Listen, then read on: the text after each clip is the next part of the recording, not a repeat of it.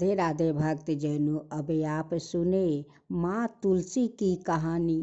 हाव में बहुत सारी कहावतें लेकर मैं एक पड़ोसी सुरसिरी नैन सिंह के पास गया और पूछा कि क्या वो मेरी अनुपस्थित में मेरे बगीचे की देखभाल करेगी।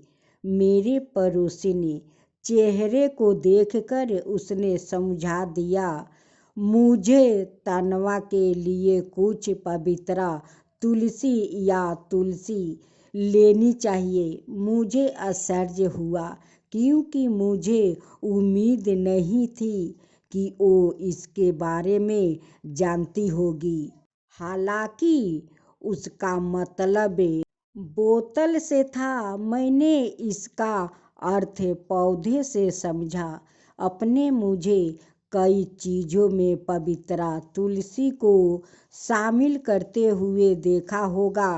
तुलसी की चाय से लेकर अंजीर और शहद और बादाम के साथ तुलसी की रस्सी तक पवित्र तुलसी या तुलसी एक आम जड़ी बूटी है जो भारत के कई लोगों की खिड़कियों और बगीचों में पाई जाती है। मेरी दादी की एक नियमित आदत थी कि वो दिन में कई बार तुलसी के ताजे पत्ते खाती थी। मुझे पता चला कि वो इसका इस्तेमाल अपने मधुमेह और ऊंचा रक्तचाप को नियंत्रित करने के लिए करती थी। मैं अक्सर अपने व्यस्त दिनों में एक कप ग्रीन टी में तुलसी के ताजे पत्ते मिलाता हूँ। मैं इसे सर्दियों के महीनों में चाय के काढ़े में मिलाता हूँ, गर्मियों में चाय के साथ इसे मिलाता हूँ और अक्सर अपने परिवार के लिए गर्मियों के पेय जैसे शामिल करने के कई कारण ढूंढता हूँ। अब सुने तुलसी माता की कहानी। तुलसी पौधा पूर्व जन्म में एक लड़की थी जिसका नाम बिंदा था। राक्षस कुल में जन्मी यह बच्ची बचपन से ही भगवान विष्णु की भक्त थी। जब वो बड़ी हुई तो उनका विवाह राक्षस कुल में ही दानव राज जलंधर से संपन्न हुआ। राक्षस जलंधर समुद्र से उत्पन्न हुआ था। बिंदा बड़ी ही पतिव्रता स्त्री थी, सदा अपने पति की सेवा किया करती थी। एक बार देवताओं और दानवों में युद्ध हुआ। जब जलंधर युद्ध पर जाने लगे तो बिंदा ने कहा, स्वामी आप युद्ध पर जा रहे हैं, आप जब तक युद्ध में रहेंगे मैं पूजा में बैठकर आपकी जीत के लिए अनुष्ठान करूंगी। जब तक आप नहीं लौट आते मैं अपना संकल्प नहीं छोड़ूंगी। जलंधर तो युद्ध में चला गया और बिंदा व्रत का संकल्प लेकर पूजा में बैठ गई। इसके व्रत के प्रभाव से देवता भी जलंधर को ना हरा सके। सारे देवता जब हारने लगे तो विष्णु जी के पास पहुँचे और सभी ने भगवान से प्रार्थना की। भगवान बोले, बिंदा मेरी परम भक्त है, मैं उससे छल नहीं कर सकता। इस पर देवता बोले कि भगवान दूसरा कोई उपाय तो बताइए, लेकिन हमारी मदद जरूर करें। इस पर भगवान विष्णु ने जलंधर का रूप धारण किया और बिंदा के महल में पहुंच गया। बिंदा ने जैसे ही अपने पति को देखा तो तुरंत पूजा में से उठ गई और उनके चरणों छू लिया। इधर बिंदा का संकल्प टूट गया, उधर युद्ध में देवताओं ने जलंधर को मार दिया और उसका सिर काट कर अलग कर दिया। जलंधर का काटा हुआ सिर जब महल में आ गिरा तो बिंदा ने आश्चर्य से भगवान की ओर देखी, जिन्होंने जलंधर का रूप धारण रखा था।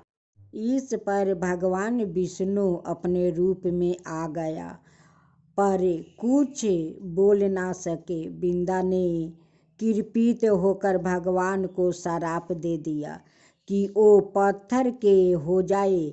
इसके चलते भगवान तुरंत पत्थर के हो गया। सभी देवताओं में हाहाकार मच गया। देवताओं की प्रार्थना के बाद बिंदा ने अपना श्राप वापस ले लिया। इसके बाद वो अपने पति का सिर लेकर सती हो गई। उनकी राख से एक पौधा निकला। तब भगवान विष्णु जी ने उस पौधा का नाम तुलसी रखा और कहा कि मैं इस पत्थर रूप में भी रहूँगा, जिसे शालिग्राम के नाम से तुलसी जी के साथ ही पूजा जाएगा।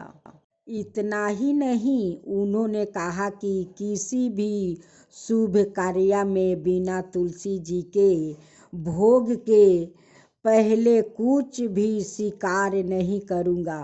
तभी से ही तुलसी जी की पूजा होने लगी। कार्तिक मास में तुलसी जी का विवाह शालिग्राम जी के साथ किया जाता है। साथ ही देवउठानी एकादशी के दिन इसे तुलसी विवाह के रूप में मनाया जाता है। जय जय तुलसी माता, जय जय तुलसी माता, सब जग की सुखदाता वरदाता। जय जय तुलसी माता, जय जय तुलसी माता। सब योग के ऊपर, सब रोग के ऊपर रुज से रक्षा करके भाव तराता।